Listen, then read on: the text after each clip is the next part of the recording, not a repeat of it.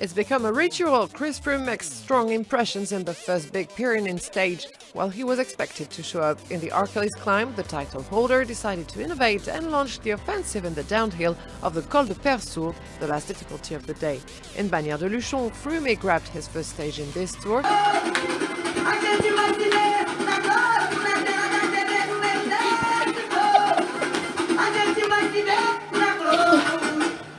It's the fifth stage win for a Briton so far, and he got the overall lead and its maillot jaune.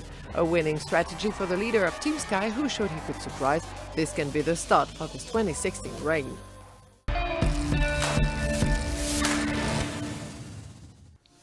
Today's menu offered one of the classic stage courses of the Tour de France, 184 kilometers in the heat with 4 categorized climbs. After the Col d'Aspin on Friday, in which Greg Van Avermaet managed to increase his overall lead, today came the first all-category pass, the Tourmalet.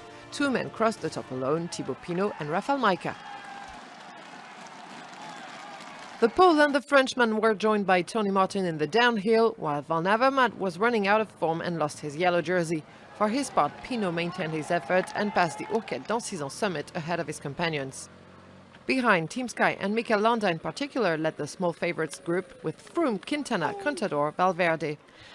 This peloton came back strongly on the leading trio. The breakaway riders were reeled in the climb of the Col de Val-Louron-Azet, 43 kilometers to the finish line.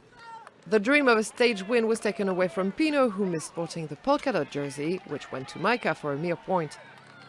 Team Sky have the numbers for them in the leading group. They set the pace in the final ascent of the day, the steepest one too. When they reached the top of the Col de Persourde, Froome launched an attack in the downhill and pedaled in his own peculiar yet efficient way.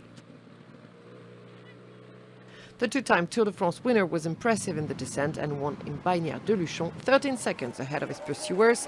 This six-stage win for Froome in a Grand Boucle was not the most obvious, but surely it was one of the most smashing.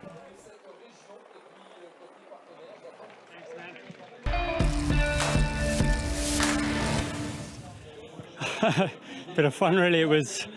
I thought I'd give it a try. I had one or two little goes on the climb, and nothing really that was sticking. So I thought, over the top, let me just give it a go and see what I can do on the descent.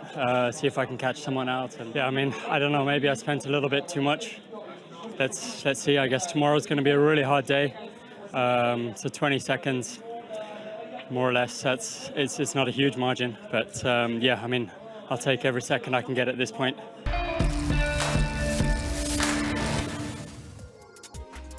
Froome's rivals are already facing the Britain supremacy. Froome's last success in the Tour was last year's July 14th at La Pierre-Saint-Martin.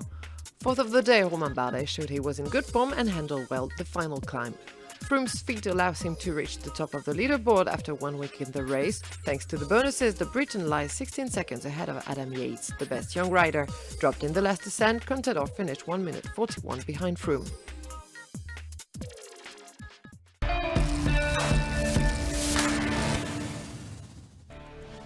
Oh, the efforts to get a rest day. Before a break on Monday, the riders will have the biggest challenge so far with a visit in Spain and Andorra. This stage 9 will be the most trying of the 2016 Tour de France, with 5 passes, nearly 5,000 meters of difference in height to swallow. The Beychalice pass left bad memories to Chris Froome since the Briton fell there in the last Vuelta.